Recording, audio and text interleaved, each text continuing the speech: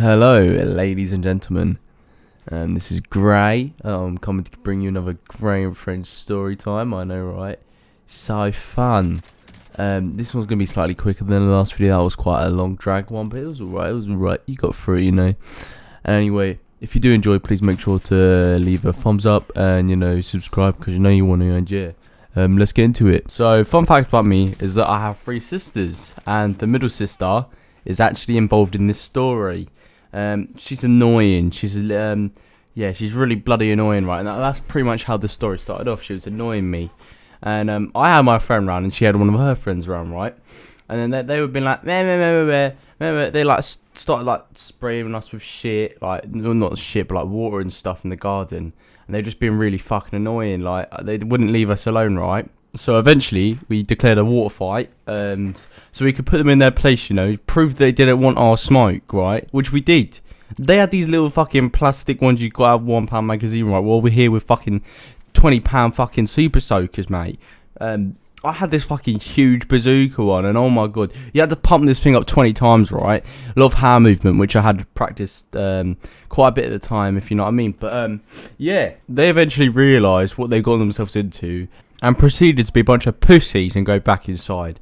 Like, this is the #1 pussy move if you're in a water fight, especially when it's my mum's house, right? Any water in the house, you're dead. But at the time, I was so frustrated that they think that they can just run away, right? Just because I'm a scaredy cat. No, I'm not a pussy, you're the pussies, right? So I was looking for every opportunity where I could still fucking soak them, right? Because they got us soaked when we weren't even playing. We just fucking started the match and they fucked off inside. I'm having absolutely none of it. A couple minutes later, I heard rustling noises around from upstairs, right?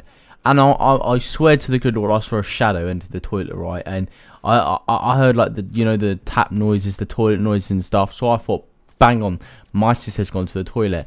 And lucky for me, the window was open. And what was right next to the window? The toilet, right? So my little plan was, it would ricochet off the open window, right? Because it sort of like comes in like an indent.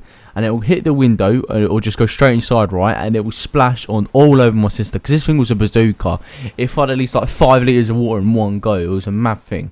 And so I had the perfect plan schemed up. So we got to it, and we pumped 20 pumps into it. I think that's the recommended amount.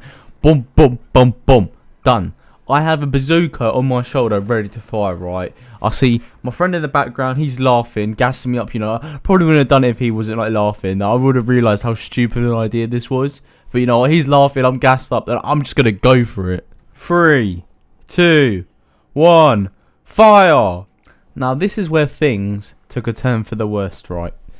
I could have sworn I heard her giggles coming from the toilet, right? I could have sworn it.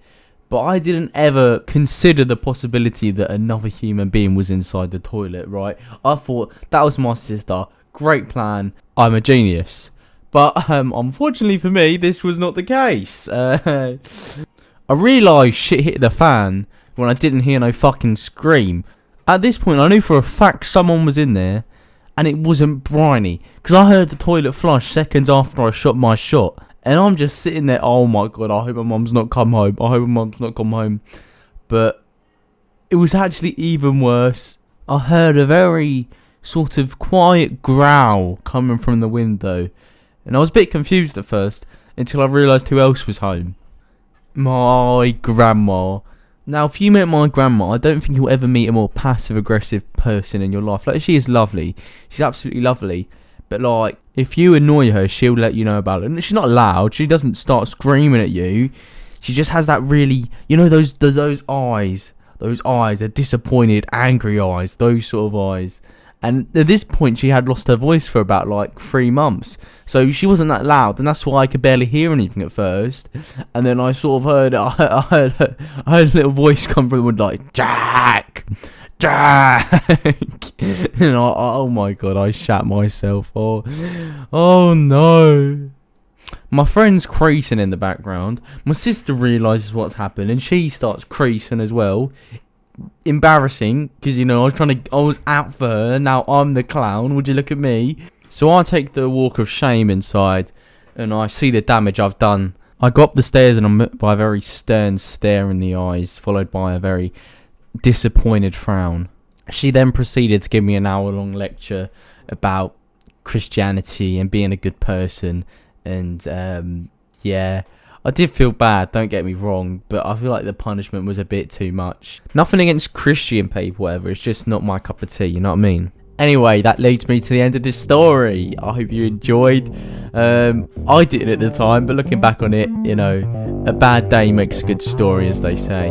And yeah, join me in the next one if you will, and come along with somebody.